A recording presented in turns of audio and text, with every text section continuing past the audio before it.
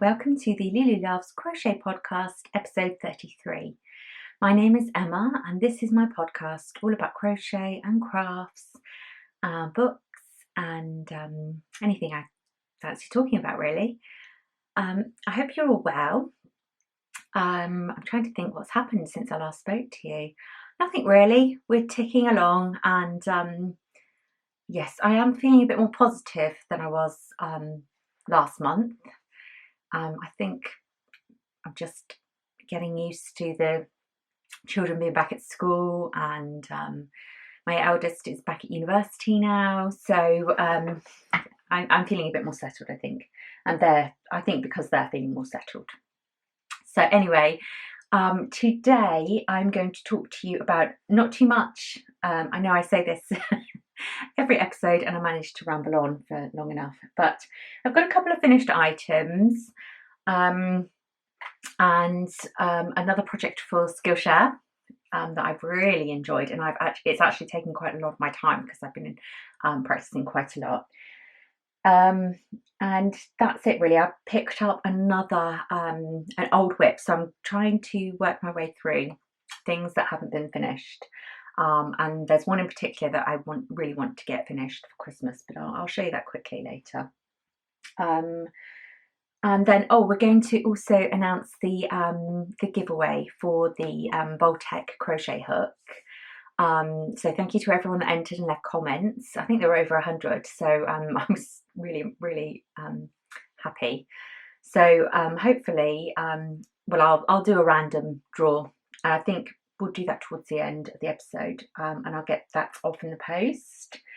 And then I've got a book to talk about, and some TV chat, I suppose. same old format.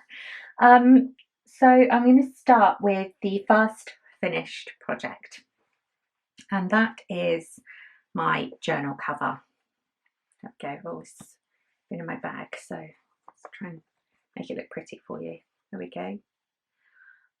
So this is an A5 journal. This is the one actually that my daughter bought me for Christmas. I showed it in the podcast. It's got the dotted paper, which is really useful for sketching and that. So I really like this one. And it has actually got a fabric, one of those sort of canvasy fabric covers.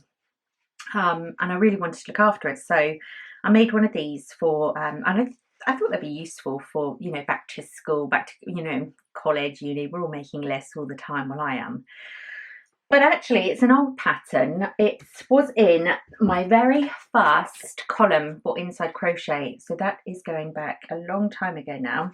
That's issue 48 of Inside Crochet. So if you collect magazines and such like me, you may have this. It's pretty old now. I can't even tell you how old that is, actually, what year that was in. It's definitely over 5 years. So this was the episode. Look at that lovely winter cardigan there. And I had made it, here's the column. I had made it in like some frosty silvery colours with some flowers. I've reworked the pattern. It didn't need a lot of changing, but obviously my pattern writing skills have gone on and on. My pattern writing skills have got a bit better since then, so I wanted just to revisit it. Actually didn't need many changes because it's a really simple pattern, but I did notice a little one thing really that I wanted to change, and then I just added some different details. So I've gone very autumnal with these, let's focus in, there we go, with these little flowers. So the pattern includes the flowers and the little leaves. This is all worked in a DK cotton. I used 2 balls actually for the cover because it's secured with these sort of envelope flaps.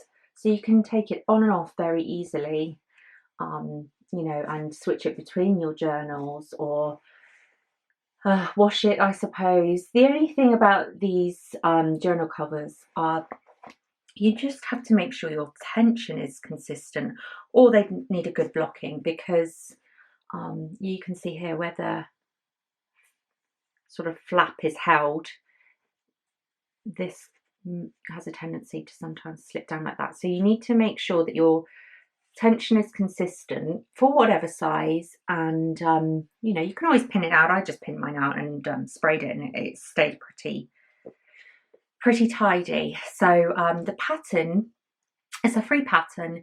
At the moment it's over on the Crochet Zine Instagram account. So I've done it for their September issue. So the pattern's over there, and I will add it to the blog actually, because I think that's a nice one to have up. So I will get that up as soon as I can. Actually, it's all ready to go. So if you'd like to make one, have a go. Like I said, you can adapt this for any size book really, just by altering your number of starting chains and maybe your number of rows, depending on how thick your book is. But I just really love that, and you can decorate them obviously any way you choose. So obviously I've gone flower mad, but that's just me. You could leave them plain or do whatever you want really. Might make a nice present as well. So that's really nice and quick. That's just single crochet, so UK double crochet, so that worked up in no time. So that's that. So I've done that for the Crochet Zine this past month, and then the other pattern that I've actually written up is for pumpkins. I wasn't going to make any pumpkins because I made pumpkins last year. Actually, I've got them here.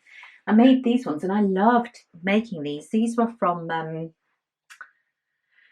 think the blog was called Made by Meg. Actually, was it last year? No, I don't. I think it was the year before actually. And then I got them out last year because I added the twirls to this one. So these two this was just a basic pattern from Made by Meg, and then she had added the doily pattern, I think, for that one. Yeah, so I generally just tend to get these out, but I really fancied making some.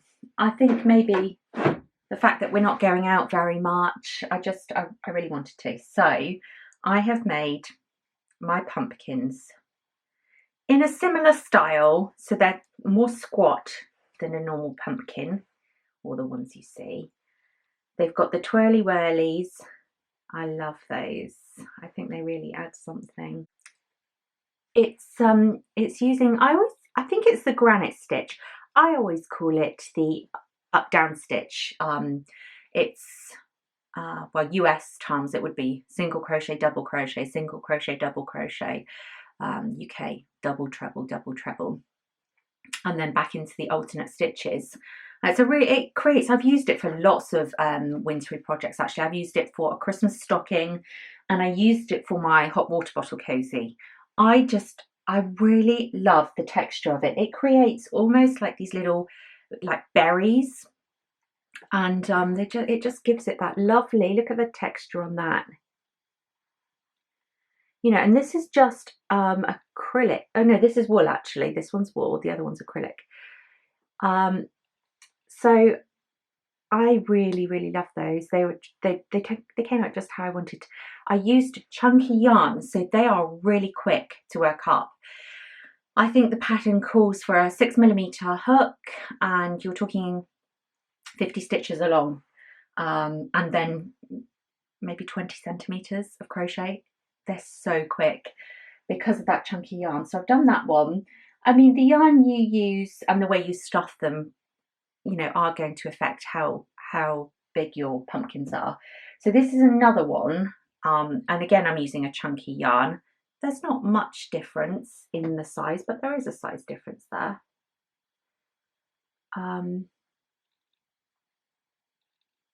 Gorgeous. So this one is, look at the colours of this one. Oh gosh. Now I had this yarn in my stash. I'll tell you what it is now. It's this. It is King Cole, actually. It is King Cole Magnum Chunky. It is 25% wool and 75% premium acrylic. Look at those colours. I don't know if they still sell this. Like I said, I've had this in my stash. I used to use this yarn quite a lot. This is shade Bracken. I think I made hats with this. I just love the depth of colour in that yarn. So I don't know if you can still get that or not, but you certainly can get other chunky yarns. I think that used about half a ball. Actually, I need to do that because I didn't add that to the pattern. And then the other yarn I used was, I do remember maybe a year ago now, my lovely friend Harem sent me a package over from Turkey, and it had loads of yarn in it, and I really wanted to try some. So this was the cream one. It was this, I guess that's Turkish brand. And this one is also 75% acrylic and 25% wool. So that's a lovely colour. I don't know what shade that is actually. Does it say? It just says colour K855. So that's 100 grams. I feel like I used more than half for that one. I'll have to check. Maybe I did make that one slightly bigger. I'll have to check with the pattern. Anyway, I've written up the pattern. It will be on the blog for free for you to make. They're very simple. I've done some step-by-step photos as well. I mean, if you've ever made pumpkins before, you will know the basic way. You know, you just crochet a rectangle or a cowl. You can also do it in a cowl. And then you pull the threads at the bottom, pull the threads in the top, and then you make these segments just by, you know, weaving yarn through. And then the pattern for the twirlies is on there as well. So yeah, I'm so pleased with the way they came out. I love the colours. The twirls I used leftover, well, Aran weight actually, I think. I know that that's the Shipias. Always get that wrong. Oh, that is stone washed extra large. Is that an Aran weight yarn? I don't know actually. Looks a bit bigger than Aran, but I think it probably is Aran. Anyway, so that's the other project I finished. I've done loads. And now I was going to put instructions for different sizes, but actually I think this is probably the smallest you can go with this pattern, just because of the chunky yarn. I mean, you can go smaller, but this was my small one. I just feel just looks a little bit messy because of that texture. You can't really see that it's a pumpkin. Just looks a bit like a big knot. I don't know. I feel bad for it really, because it's like, it doesn't look too bad like that actually. So I think I did this one with 30 stitches, and this was a chunky yarn. It was a really chunky yarn. So yeah, I definitely would stick to a minimum of this size. You could definitely go bigger. So anyway, I'll put all the details on the blog post. And I forgot to say earlier, because my mind is like that everything I mention will always be in the show notes to accompany the video. And the link will be in the description bar. So for everything I've mentioned, I put links and more detail. So if you ever want to go back and have a look at something, then that's a good place to go. So that's it for finished projects. Okay, so the last crochet item I'm going to show you today is one that I've pulled out, and I think I've been making this for about 2 years. My daughter asked this. Actually, this project is on my Instagram, so I probably will be able to date it from the photo, but I found it in a bag. My daughter asked me a long time ago, my eldest daughter, for a rainbow crochet top for festivals. You know, they love to go to the music festivals and they love to dress all wacky. But so I started it, I put it down, and then I think she might have lost interest. And to be honest with you, it's very bright colours, so it's not something that I really enjoy working on. But she tried it on over the summer, and because they were supposed to be going to Glastonbury Festival in June. It was supposed to be the 50th anniversary, but obviously it got cancelled because of COVID. So I put it down again because it just wasn't a priority. But anyway, I'm going to finish it and get it to her for Christmas, so that hopefully next year, I mean, I don't know even if festivals will be, hopefully they will, fingers crossed.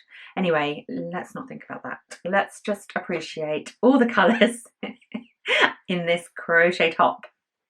You will not see me modelling this. I love looking at colour, and you know, on her it looks amazing, but it's not something that I could ever wear. But so actually at the time I was working this into a pattern, and I was doing a more neutral version for myself, but I for the life of me can't think where I put it, and I know that I didn't finish it because I hadn't got around to adding arms. I think I was still at that point where I wanted to see how I was going to do the arms. So I have I've joined it at the shoulders. She's tried it on. It looks good. It looks really good on her actually. So I'm going to finish that because I really want to give her that for Christmas. You know, just as a little, so that she can, you know, wear that, I suppose, when she finally gets to go on these lovely trips again. It's just so, it's just, this sort of crochet does make me feel so happy to look at.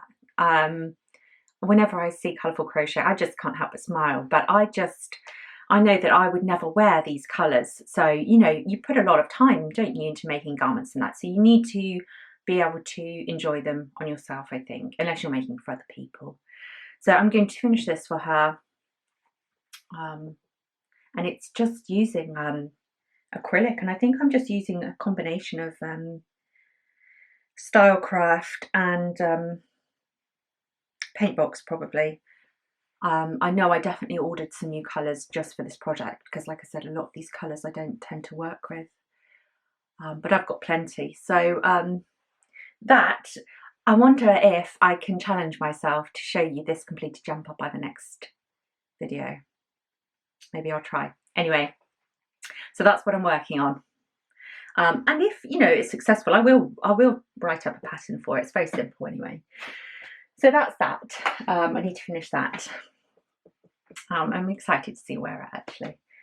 And I think that's everything for crochet. Where are we on the timer? I wonder if I might have to restart. I'm just going to restart the camera because it's going to flash at me any moment. So I've spoke about the Skillshare before. I've been working with them for a couple of months now, but it's basically an online membership community where you can go and take classes on so many topics. I mean, obviously I'm drawn more to the creative side. There are classes on knitting, crochet, clay, illustration, just really everything, jewelry making, photography, sketching, painting, anything like that. But they also do classes to help you with your business. So there are classes on setting up your Etsy store, how to organize your time, mindfulness, just so many really. And the form, I just find it's a really lovely format really. You go, you can bookmark classes that you want to take for future use, and you can download classes, you can work through them at your own speed, so you don't, you know, they're sort of pre-recorded, so they're not live classes, but at the same time you've got access to the tutors that can give you feedback if you're stuck, or so yes, I've really been enjoying using Skillshare really for lots of different things. So I've been trialing lots of classes. I'm really enjoying myself, but this month I was really interested to learn more about using my iPad and specifically Procreate. So I have an iPad and I try to do as much work as possible from my iPad because I find it very easy to switch between my iPad and my phone. And I bought the Procreate, which is basically a digital illustration app. It's got brushes and pencils, and one of the things I did do for my iPad was I bought a you know, like you get the glass protectors.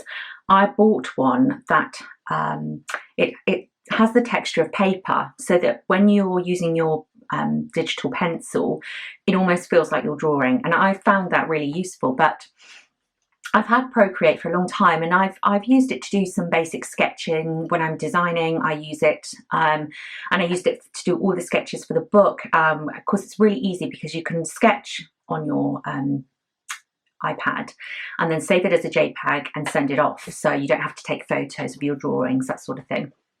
So and you can layer like you would Photoshop, so you know, you don't always have to go right back to the beginning if you've gone wrong.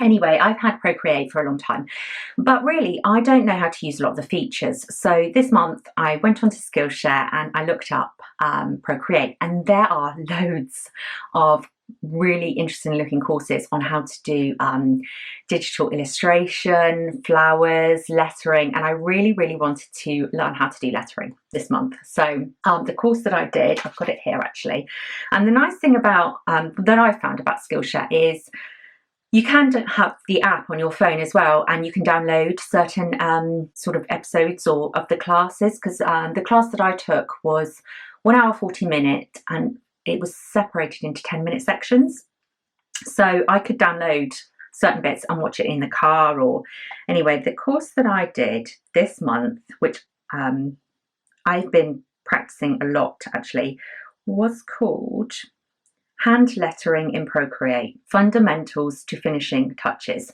and that is by Gia Graham. It was a really lovely course, really clear. She went right from the beginnings of lettering and how to use, you know, how to create lettering to do illustrations, posters, cards on your Procreate, on your iPad. So I think Procreate is only available on iPads anyway. So if I say iPad, I mean Procreate. It was lovely.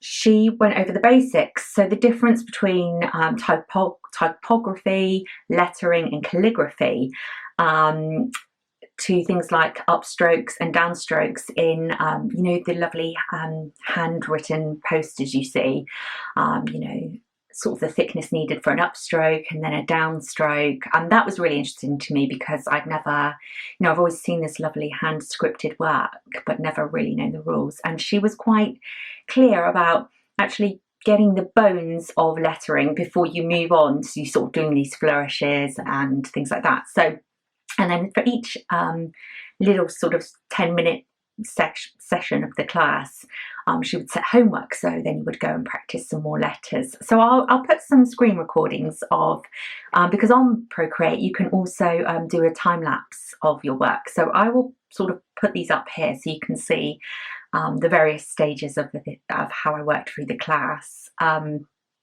the goal of the class was to come up with just your name. So by the end of the class you would have produced your name in lettering that you would have drawn yourself from scratch and illustrated yourself. So mine's very basic because actually I was surprised at you know, how it was something that was completely new to me, and I thought that I could just go on and write my name and it was that easy. But actually, you know, getting the symmetry right and yeah, there was definitely a lot to practice. It's not hard, but I definitely need more practice, and I have been practicing in the evening. I've just sort of been sitting down and picking a style of lettering and practicing some of my letters, because, you know, I'd love to be able to print my own birthday cards and Christmas cards and things like that. I think that would be really lovely, even create my own posters. So for me, that's been really fun. Like I said, the class was really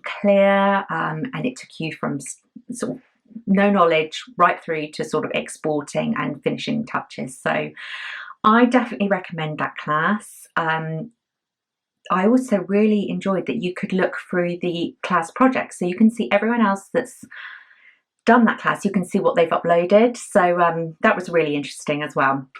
But I'm definitely going to do more classes on the Procreate, because just from doing the class, I learned some functions of Procreate that I had never used, you know, and some shortcuts. And I think that's the thing with these apps. You know, you can go on and do the very basic, but actually if you want to use them well and use them quickly, you actually have to be using them to do those things. So practicing, I suppose. So I really recommend that. I will put the details of the class I took here and link in the description bar, along with some of the other Procreate classes that I've been watching. And Skillshare have very kindly offered the first 1,000 people to click the link in my description bar a free trial of Skillshare Premium. So that's all of the content, all of their classes, for free. So if you want to have a look, click the link, go and have a read. As always, no pressure from me. It's just something that I've really been enjoying, and I've got a lot out of it. So yes, I'm definitely excited. I'm also working with them next month as well, so I'm looking forward to trying something new next month. So I think that's it about Skillshare. I will put anything I've missed about the course and what I enjoyed, I'll also put in the blog post, so you can have a read there. I'm just going to check my notes because it's getting to the end of the podcast, and we all know I have a concentration span of about 20 minutes these days on a good day. Let's have a look. I think that's it, actually. That's it. So I'm just going to draw the winner for the giveaway that was launched on my last episode for the Voltec crochet hook. So to celebrate 5,000 subscribers over here on YouTube, I'm giving away this lovely hand-turned crochet hook that was very generously donated by Alan of Voltec. So I'm just going to go through now and scroll up and down. It's a very technical way of picking a winner. I'm going to scroll up and down all the comments because I made sure not to reply to any comments, which I know sounds incredibly rude, but I didn't want to get in the way of the numbers or anything like that. So I'm going to go scroll up and down without looking and pick a winner. So I've got all the comments up from the last video, and I'm just going to scroll all the way down, all the way back, and then go backwards and forwards until I've decided to stop, I guess. I mean, I'm not sure this is the most professional way of picking a winner, but you know, it is what it is. Okay, so, oh, the winner is Jaylene Del Rio. Congratulations, you have won the crochet hook. So Jaylene, if you can email me, I will put my email address in the description bar below. Email me your address and I will get that crochet hook in the post to you. Okay, so thank you so much to everyone that entered. Hopefully I'll be able to do some more giveaways. I forgot how much fun they are. That's it, I think. Covered everything. So I'll just talk to you quickly about the book I've been reading. Now, I mentioned this is the Emma Donoghue book. Emma Donoghue wrote Room, if you remember reading that. There's a film on Netflix as well now. This is called The Pull of the Stars. So this is her new book. Now, the reason I was a little bit skeptical about it is because Emma wrote this to commemorate, I suppose, 100 years since the Spanish flu. So that would have been 2018, I guess she started writing it. Of course, since then we are in a pandemic, and the similarities between you know, this book and now are quite striking. So I do feel like I'd just put it out there. If you're feeling very vulnerable about the situation and you don't want to read about that sort of thing, then this book is definitely not for you. However, I really enjoyed it. After initial thinking, oh gosh, I didn't think it was going to be quite like that. So it's set during the Spanish flu in Ireland. It's Dublin 1918, okay, and it follows the story of a nurse, Julia, who is working in a makeshift maternity ward. Well, it's not really a maternity ward, it is a maternity ward. It's a maternity ward for people that have got this flu, or they're calling it something else, but so they're sort of isolating them away from the maternity ward. So she's never got more than 3 patients. It's a very sort of makeshift room, and they're looking at sort of how the flu affects pregnant women and that sort of thing. So it's quite sad because, you know, not all the women make it, and the flu sort of can lead them to go into premature labour. But it's also really fascinating. And then it follows this nurse, and she's living with her brother who has come home from the war, and a young girl that comes from a I suppose like an orphanage, really. She's I think she's 18, and she comes to work. It's really touching, the story. The relationship that grows between them is really, really touching. It's sort of a story, I suppose, about perseverance, and I don't know. It's if you like Call the Midwife and that sort of thing, you will probably love this. You know, it's not fast paced. It's just a really nice story. I mean, it's quite sad in places, but I found it really interesting. Even the language. So, for example, they refer to blood pressure as the blood pulse. You know, so you're sort of looking at these sort of older terms, and you know the way they dealt with the flu back then, and the wearing of the masks, and the sort of washing of the hands, and so you know, when you go right back to basics, it's all there. But it's interesting how far we've come on with childbirth and things, I think. But so I find that really fascinating. So I really enjoyed it. Like I said, I think if you, I mean, you know, there are some very detailed descriptions of childbirth in there. So if you don't like that sort of thing, stay away from it. But I really enjoyed it, actually. So, and I definitely would recommend it. So yeah, that's Split the Stars. That's going back to the library now. And I'm still reading Scarlet Letter, and my friend just gave me the new Lisa Jewell book, so I'm going to start that next. And I think that's everything. And then on TV, I've been watching, well, The Great British Bake Off, obviously. What else? Not much else, really. Oh, I did watch on Netflix Nurse Ratched. I really, really liked that. It's got the lady from American Horror Story, and it has got American Horror Story vibes. So because it is a horror, it's a series based on the nurse from One Flew Over the Cuckoo's Nest. So they've almost done a backstory for her. So I was immediately drawn because I really loved that book, and the film, actually, with Jack Nicholson. So and I suppose the series is supposed to look how she became this sort of nurse that's obsessed with order, and, you know, the way she runs her psychiatric ward. It is a horror. It's very gory, but in that kind of almost laughable way. Yes, it's dark. It's very dark. So she gets a job basically at a psychiatric hospital, and yeah, she's very dark character, and it looks at the stories of the patients, the doctor. It's very entertaining.